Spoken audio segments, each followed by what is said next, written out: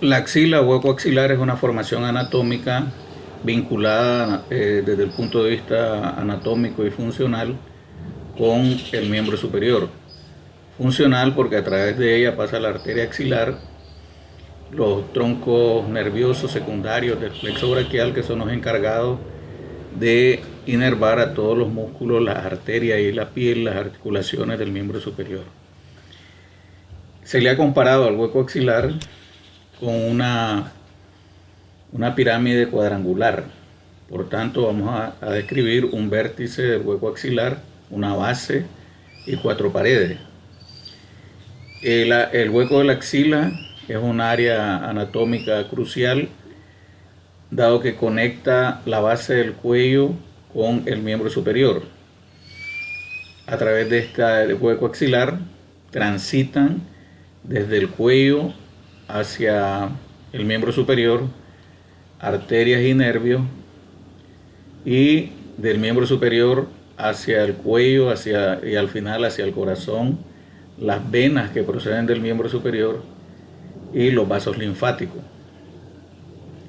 El vértice de la axila está limitado por la primera costilla y el borde superior de la escápula más la clavícula.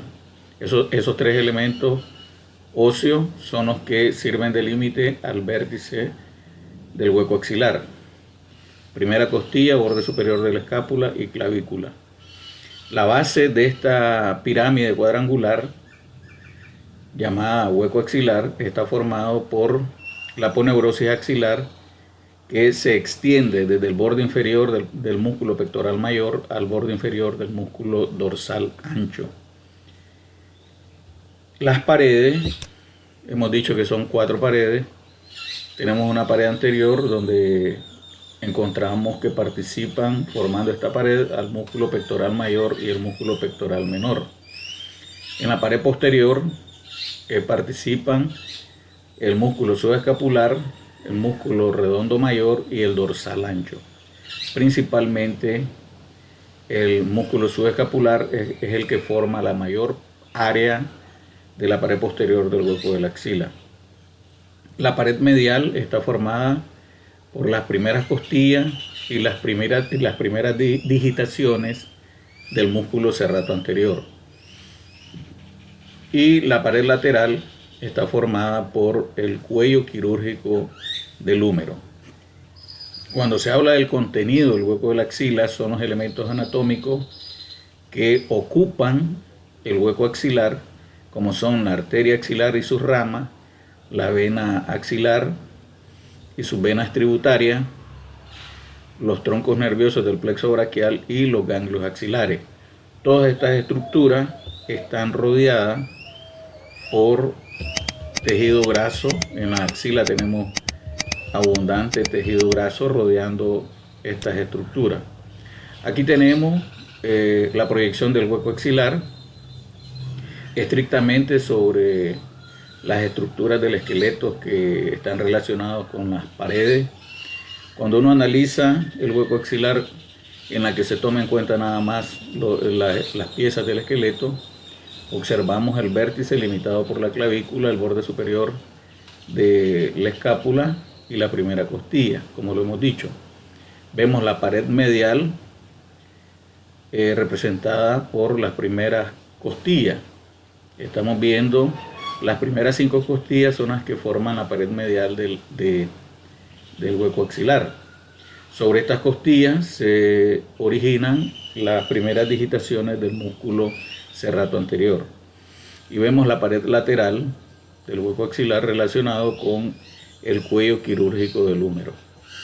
En una imagen donde nos proyectan esta misma imagen de tipo pirámide cuadrangular. Este es un corte paramediano o parasagital, paralelo al plano medio, a nivel del hueco de la axila, donde vemos el vértice hacia la región medial y la base hacia la región lateral. Debemos de entender de que la base, que hemos dicho que está formada por la aponeurosis axilar, para que nos entendamos, la aponeurosis axilar que forma la base de la axila es la que está cubierta por piel donde nos crece el vello axilar. Ahí donde nos crece el vello axilar corresponde a la base de la axila, que es esta zona de aquí, ¿verdad? Esto es la base.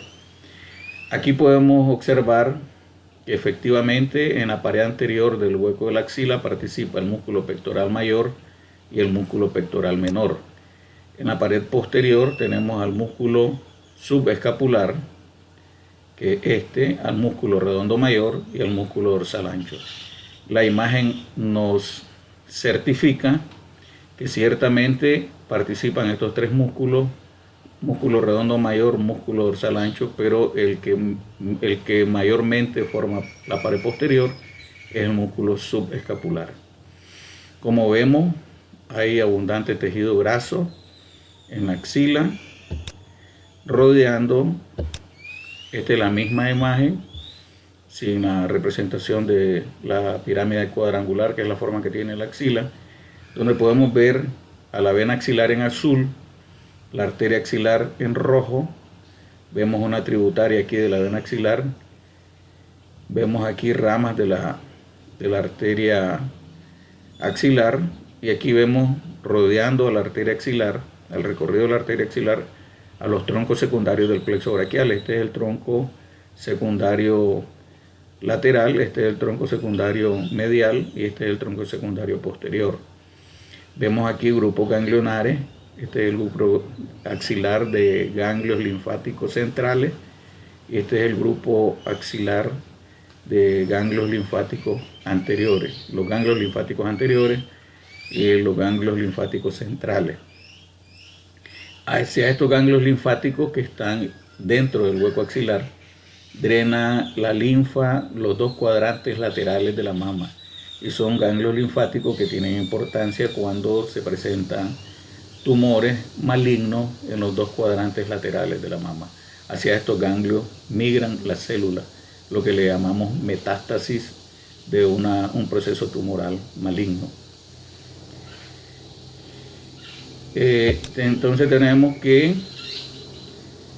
las paredes las hemos reconocido.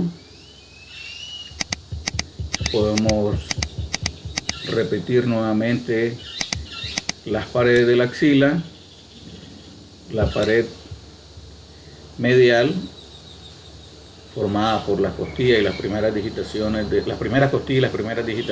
músculo serrato anterior, la pared posterior formada por el músculo subescapular, el músculo redondo mayor y el dorsal ancho, la pared anterior formada por los músculos pectorales mayor y menor, y la pared lateral formada por el cuello quirúrgico del húmero. Esta es la pared lateral. Vamos a estudiar el contenido de la axila. El contenido del hueco axilar, ya lo hemos dicho, está formado por el recorrido de la arteria axilar que procede desde las ramas que nacen en el corazón y que sucesivamente van cambiando de nombre en base a la región que recorren. Así vemos que nos describen que la arteria axilar es continuación directa de la arteria subclavia, que nace del tronco brachiocefálico arterial, la subclavia derecha, y la subclavia izquierda es rama directa del arco aórtico. Una vez que la subclavia recorre la región subclavia, llamada así porque precisamente su recorrido pasa por debajo de la clavícula, al llegar a el borde externo de la primera costilla, cambia de nombre a arteria axilar, porque precisamente hemos dicho que la primera costilla es parte del límite del vértice del hueco axilar. Ahí comienza el territorio del hueco axilar. Por tanto, la subclavia, una vez que pasa relacionándose con el borde externo de la primera costilla, cambia de nombre a arteria axilar. La arteria axilar recorre el hueco de la axila y se continúa en el brazo con el nombre de arteria braquial. El límite lateral de la arteria axilar está formado por la base de la axila, o sea, se toma como límite lateral de la arteria axilar el borde inferior del músculo dorsal ancho. Este músculo que observamos aquí es el dorsal ancho. Si proyectamos su borde inferior, sería a este nivel que termina el recorrido de la arteria axilar, comenzando en el borde externo de la primera costilla. Así que todo esto que estoy señalando en este momento es el recorrido de la arteria axilar hasta aquí. A este nivel la arteria axilar cambia de nombre, dado que aborda el brazo y se continúa con el nombre de arteria braquial. Repito, la arteria axilar en su recorrido en el hueco de la axila se extiende desde el borde externo de la primera costilla hasta el borde inferior del músculo dorsal ancho o el borde inferior del músculo pectoral mayor, que es precisamente estos bordes son los que sirven de fijación a la aponeurosis axilar, que forma a su vez la base de la axila. De la arteria axilar vamos a mencionar sus ramas. Las ramas que nacen de la arteria axilar son la arteria torácica superior, el tronco acromiotorácico, la arteria torácica lateral, la arteria subescapular, que a su vez da dos ramos, que son la arteria circunfleja escapular y el ramo toracodorsal. Las dos últimas ramas que nacen de la arteria axilar son la arteria circunflejo humeral anterior y circunflejo humeral posterior. La arteria torácica superior es la arteria de menor calibre de todo este grupo de arterias que nacen de la arteria axilar. La más delgadita, la de menor calibre, es la arteria torácica superior. En algunas ocasiones no existe. Esta arteria da irrigación a los músculos pectorales. Ese es el territorio de irrigación. El tronco acromiotorácico, esta también es una arteria, le podríamos llamar arteria acromiotorácica o tronco acromiotorácico. El concepto de tronco es que, al igual que el tronco de un árbol, que sabemos que a cierta altura el tronco de un árbol emite varias ramas, en este caso esta arteria acromiotorácica o tronco acromiotorácico da origen a 4 ramas, que son el ramo acromial, el ramo deltoideo, un ramo clavicular y un ramo pectoral. Da 4 ramas el tronco acromiotorácico. El ramo acromial irriga a la articulación acromioclavicular, el ramo deltoideo irriga el músculo deltoide y los ramos pectorales y claviculares irrigan a la clavícula y los músculos pectorales. La arteria torácica lateral, llamada antiguamente mamaria externa, se le llamaba mamaria externa porque, entre otras estructuras, irriga los 2 cuadrantes laterales o externos de la mama en la mujer.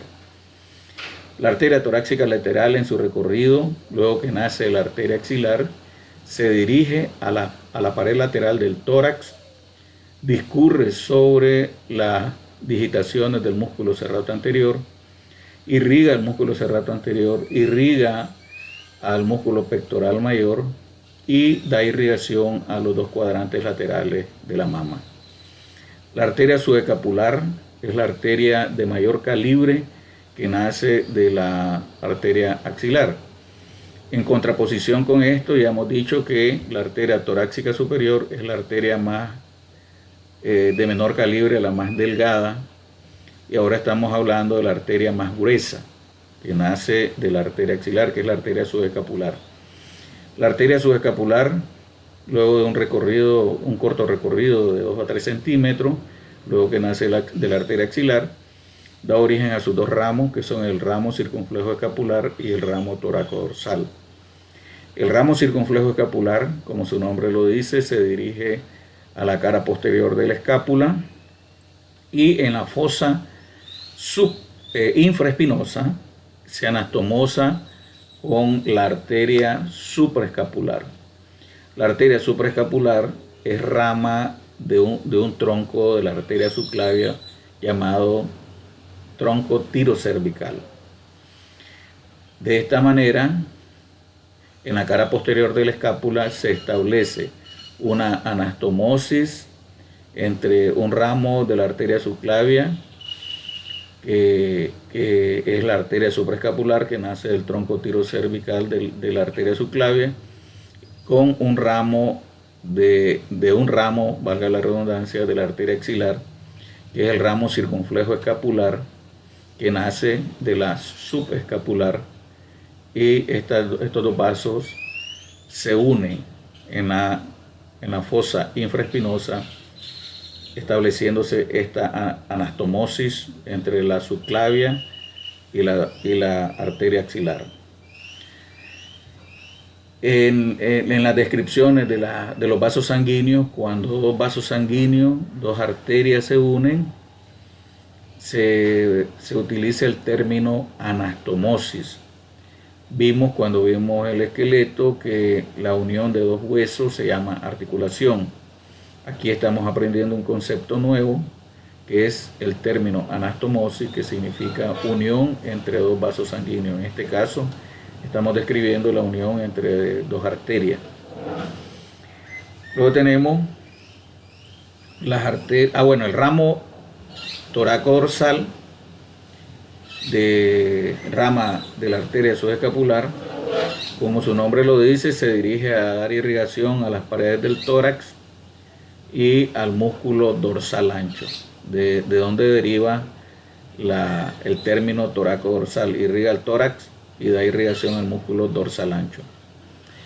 Las arterias circunflejas humerales anterior y posterior son las últimas ramas que nacen de la arteria axilar, poco antes que la arteria axilar se transforme en arteria braquial o se continúe con el nombre de arteria braquial en el brazo.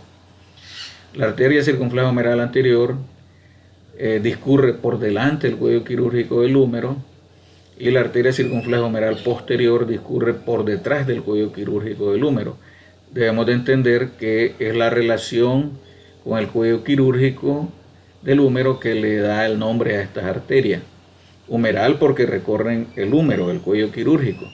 Una por delante del cuello quirúrgico es la arteria circunfleja humeral anterior, y otra por detrás del cuello quirúrgico, que recibe el nombre de arteria circunfleja humeral posterior. La arteria circunfleja humeral posterior es de mayor calibre que la circunfleja humeral anterior, y en su recorrido por detrás del cuello quirúrgico del húmero acompaña al nervio axilar.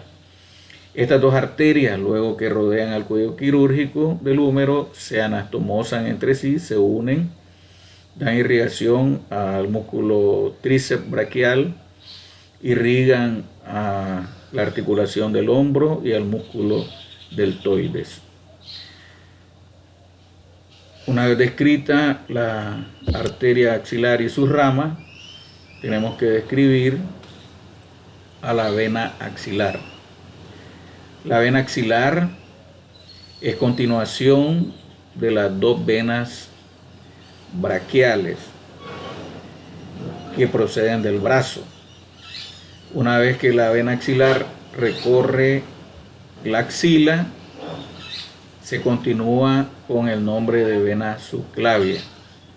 Si ustedes ven, estoy describiendo esto a la inversa de lo que hemos dicho de la arteria axilar. Cuando hablamos de la arteria axilar, dije que la arteria axilar es continuación de la arteria subclavia. Luego que recorre el hueco de la axila, la arteria axilar aborda el brazo y se continúa con el nombre de arteria braquial. En este momento estoy diciendo que la vena axilar es continuación de las venas braquiales, recorre el hueco de la axila, la vena axilar, y luego se continúa con el nombre de vena subclavia. Esto obedece a la forma en que circula la sangre en estos dos vasos sanguíneos. La sangre arterial que viaja por la arteria axilar procede del corazón y de las ramas del corazón, las ramas arteriales del corazón, y se dirige hacia el brazo. La sangre arterial que viaja por la arteria axilar lleva oxígeno y nutrientes al brazo. Una vez que esa sangre ha nutrido y oxigenado al miembro superior, debe retornar al corazón.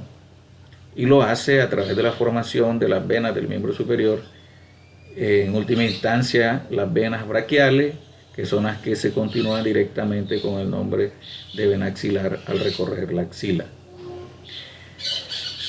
Cuando hablamos de la arteria, decíamos que las arterias dan ramas. Al describir la vena axilar, tenemos que señalar que las venas no dan ramas, reciben afluentes, reciben tributarias, venas tributarias. Esto es como el concepto que manejamos de los ríos, que ríos de pequeño caudal se unen, dan origen a ríos de mediano caudal, y los ríos de mediano caudal se unen y dan origen a ríos de gran caudal, hasta llegar al océano. Entonces, las venas van uniendo su caudal venoso, su sangre venosa, y formando venas cada vez más grandes hasta llegar al corazón. Así que las venas no dan ramas, sino que reciben venas tributarias. Atendiendo a otra regla, esto es una regla de distribución de los vasos sanguíneos. Otra regla de la distribución de los vasos sanguíneos es que las venas que acompañan a las arterias toman el nombre de las arterias. Observen aquí bueno, antes de mencionar las venas tributarias, tenemos que decir que la vena axilar se extiende desde el borde inferior del pectoral mayor o el borde inferior del dorsal ancho hasta el borde externo de la primera costilla. Una vez que pasa relacionándose con el borde externo de la primera costilla, la vena axilar se continúa con el nombre de vena subclavia. De tal manera que se forma la vena axilar por la unión de las dos venas braquiales y se extiende entre estos dos límites que acabo de señalar, del borde inferior del pectoral mayor o el borde inferior del dorsal ancho hasta el borde externo de la primera costilla. Las relaciones anatómicas de la vena axilar son relaciones recíprocas. En anatomía, las relaciones anatómicas son recíprocas. Tenemos que la vena axilar, que aquí está seccionada, aquí está cortada, y la han cortado aquí con el objetivo de ver a la arteria axilar y sus ramas y los troncos secundarios del plexo braquial. Así que la vena axilar en el hueco de la axila se relaciona con la arteria axilar y se relaciona con los troncos secundarios del plexo braquial. Asimismo, cuando se hablan de las relaciones de la arteria axilar, se dice que las relaciones anatómicas de la arteria axilar en el hueco de la axila se establece con los troncos secundarios del plexo braquial, que están en amarillo, y la vena axilar. Igualmente, cuando nos preguntan las relaciones anatómicas de los troncos secundarios del plexo braquial, que están en amarillo, pues tenemos que decir que los troncos secundarios del plexo braquial se relacionan con la arteria axilar y con la vena axilar.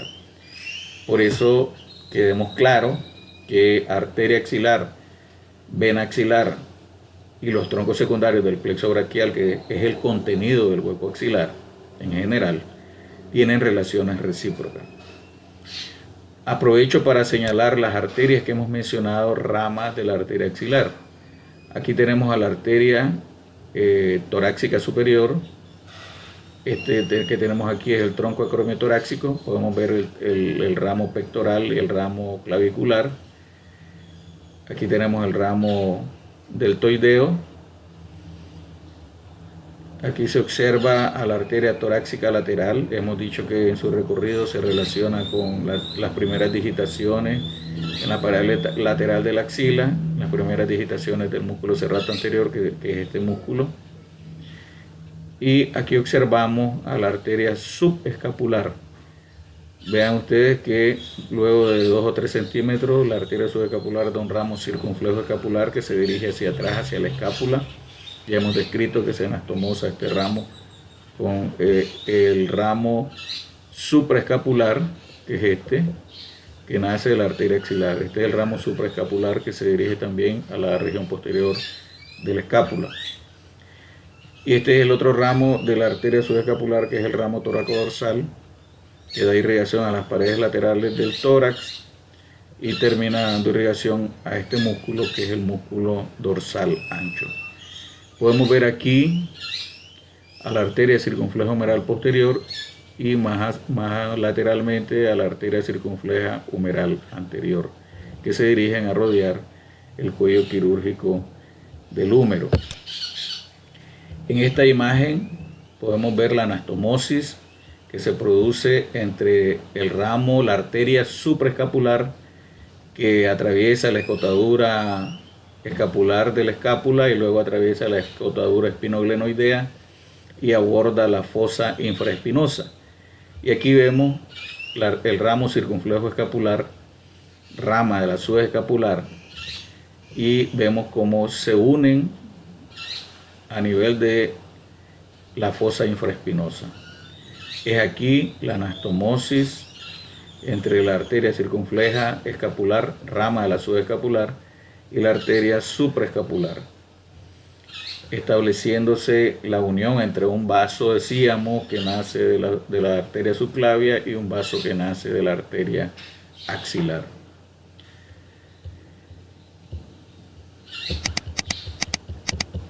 Vamos a describir las venas tributarias de la vena axilar.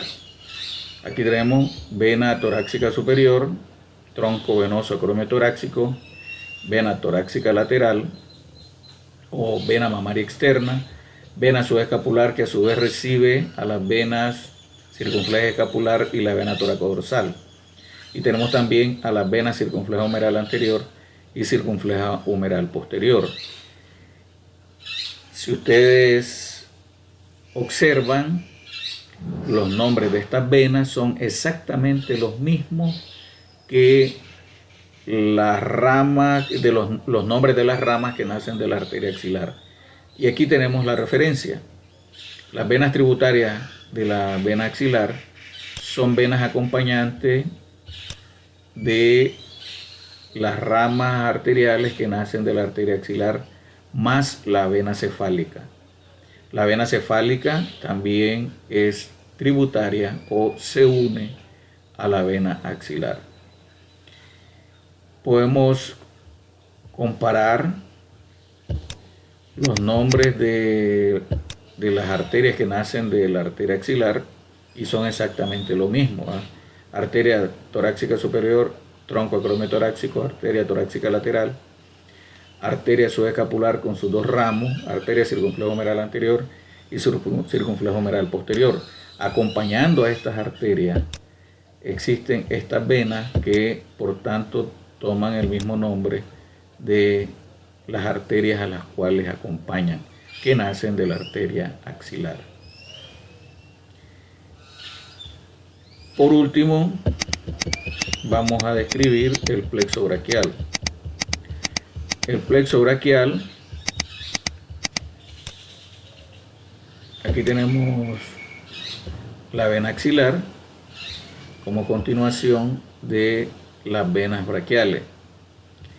Esta vena que tenemos aquí es la vena cefálica, que es una de las venas superficiales del miembro superior. En esta imagen se observa con más claridad la vena cefálica uniéndose a la vena axilar.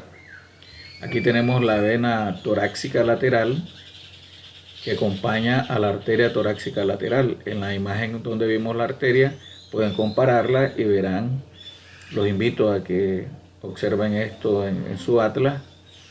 Ese recorrido que estamos viendo aquí en la vena torácica lateral tributaria de la vena axilar es el mismo recorrido que hace la arteria torácica lateral a la cual acompaña esta vena, la vena torácica lateral. Esto es el nivel del brazo y estamos observando las dos venas braquiales y cómo se unen las venas braquiales para dar origen a la vena axilar. La sangre en las venas viaja en este sentido hacia el corazón. Por eso se dice que inicia su recorrido en el borde inferior del pectoral mayor o del dorsal ancho hasta el borde externo de la primera costilla, que sería este es el borde externo de la primera costilla. Ahí termina el recorrido de esta vena con el nombre de vena axilar y se continúa con el nombre de vena subclavia, que podemos ver la razón por qué se llama vena subclavia, dado que pasa por debajo de la clavícula.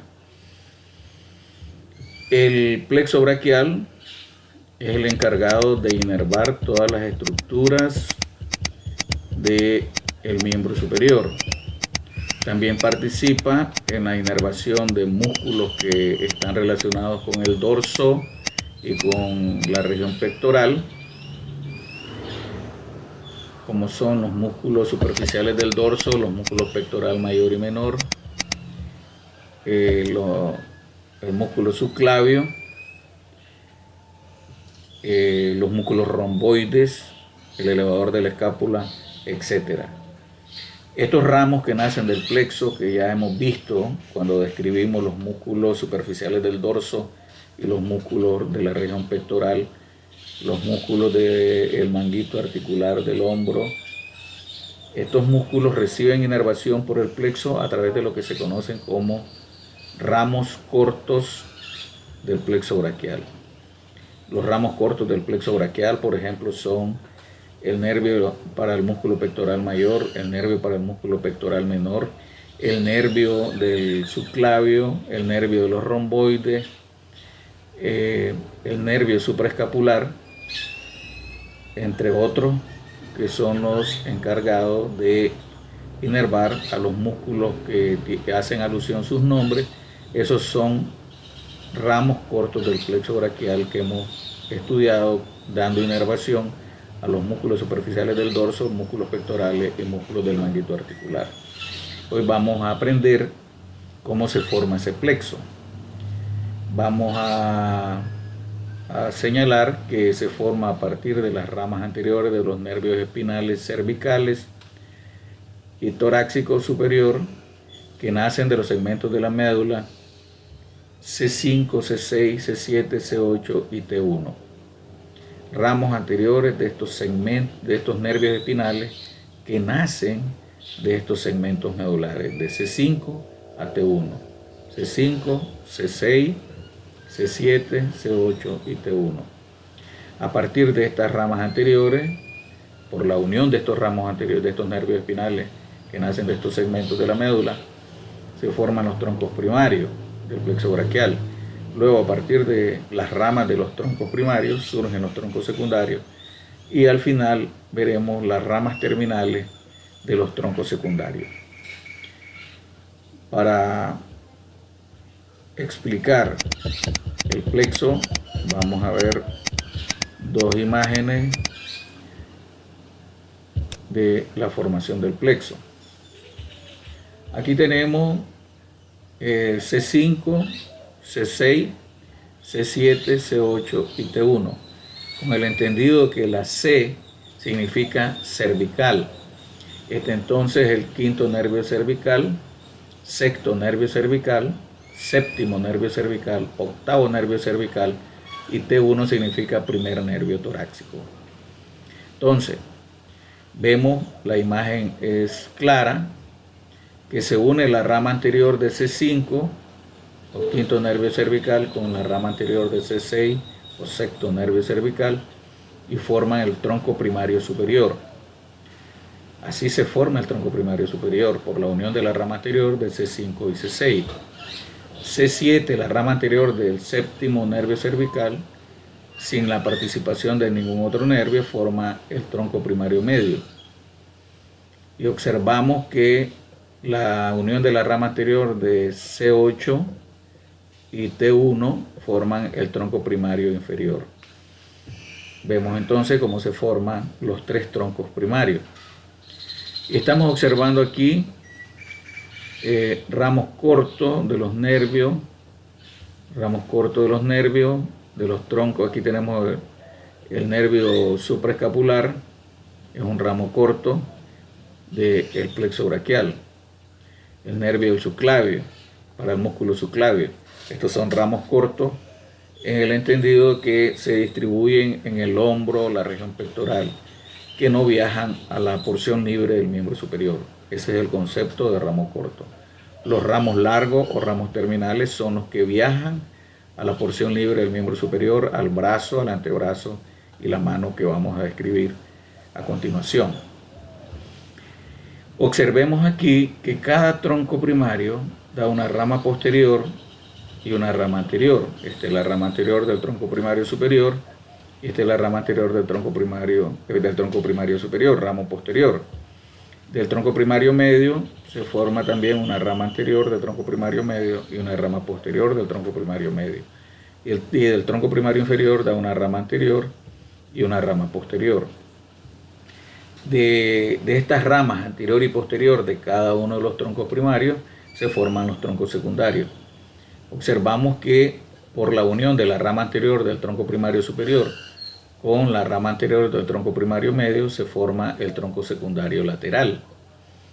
Por la participación únicamente de la rama anterior del tronco primario inferior se forma el tronco secundario medio.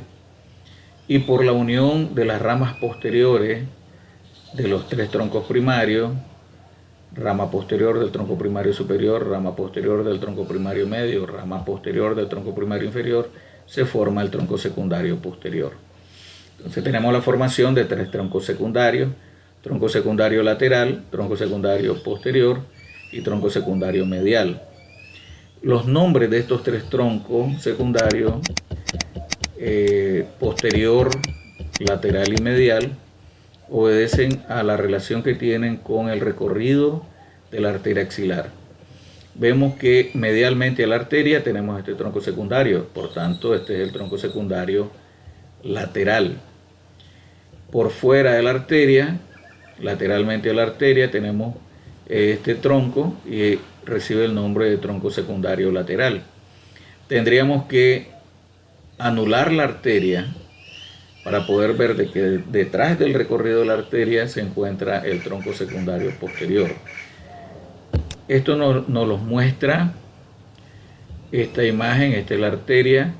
Medialmente a la arteria está el tronco secundario medial, lateralmente a la arteria el tronco secundario lateral y por detrás de la arteria el tronco secundario posterior. No olvidemos por tanto que el nombre de los troncos secundarios es relativo a la relación que tienen con el recorrido de la arteria axilar. Tendríamos que imaginarnos en este espacio la ubicación del recorrido de la arteria axilar. Luego tenemos que de cada uno de los troncos secundarios nacen dos ramas terminales que se conocen como ramos largos del plexo braquial. Del tronco secundario lateral nace el nervio musculocutáneo y la raíz lateral o externa del nervio mediano. Del tronco secundario posterior nace el nervio axilar y el nervio radial. Nervio axilar, nervio radial son los ramos terminales del tronco secundario posterior.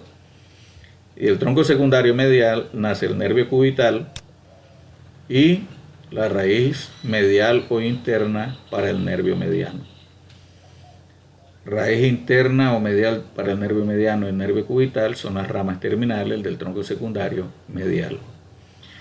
La rama lateral o externa para el nervio mediano se une con la rama medial para el nervio mediano y de esa manera se forma el nervio mediano. En general, nervio mediano y cubital, ahora que estudiamos los músculos del miembro superior, están destinados a inervar músculos del antebrazo y la mano. El nervio radial está destinado a inervar a todos los músculos extensores del miembro superior, al tríceps braquial y a todos los músculos extensores de la mano y de los dedos en el antebrazo. Y el nervio axilar, ya hemos visto cuando se describen los músculos del manguito articular, inerva al músculo deltoides y al músculo redondo menor. Y el nervio musculocutáneo lo veremos en la descripción de la inervación de los músculos anteriores del brazo, que son el bíceps, el músculo coracobraquial, el músculo braquial anterior. Son inervados por el nervio músculo cutáneo, rama del tronco secundario lateral. Esa es la descripción del plexo. Aquí vemos que del tronco secundario lateral nace el nervio pectoral lateral que inerva al músculo pectoral mayor. Este es el nervio pectoral menor o nervio para el pectoral medial o nervio para el pectoral menor. Estos son ramos cortos. También tenemos nervio como ramos cortos, nervios del músculo subescapular, que son dos nervios, el nervio subescapular superior y el nervio subescapular inferior, son ramos cortos del plexo braquial. Decíamos que los ramos cortos están destinados a inervar músculos del hombro, músculos pectorales, músculos superficiales del dorso, que tienen que ver con la acción del miembro superior. Aquí tenemos un esquema más didáctico. En celeste nos colorean la formación de los troncos primarios, como se une C5 y C6 y forman el tronco primario superior, que lo colorean en azul. En azul tenemos los troncos primarios. En celeste tenemos las ramas anteriores de los nervios espinales. Aquí vemos que C7 solito forma el tronco primario medio. La unión de C8, la rama anterior de C8 con la rama anterior de T1 forman el tronco primario inferior. Así que en azul tenemos los tres troncos primarios: tronco primario superior, tronco primario medio, tronco primario inferior. En verde tenemos las ramas posteriores de cada uno de los troncos primarios. Y en rosado tenemos las ramas anteriores. Aquí tenemos la rama anterior del tronco primario superior, que se une con la rama anterior del tronco primario medio y forman el tronco secundario lateral. La unión de la participación únicamente de las ramas anteriores del tronco primario inferior forman el tronco secundario medial, y la unión de las tres ramas posteriores en verde de cada uno de los troncos primarios forman el tronco secundario posterior. Luego las ramas de cada uno de los troncos. Aquí tenemos que las ramas terminales o ramos largos del plexo son para el tronco secundario posterior el nervio axilar, el nervio radial. Para el tronco secundario medial, las ramas terminales, que son dos también, nervio cubital y la raíz medial para el nervio mediano. Y las dos ramas terminales del tronco secundario lateral, nervio músculo cutáneo, y raíz lateral o externa para el nervio mediano. Aquí vemos que se unen las dos raíces, la raíz lateral para el nervio mediano con la raíz medial para el nervio mediano, y surge el nervio mediano. Muchas gracias.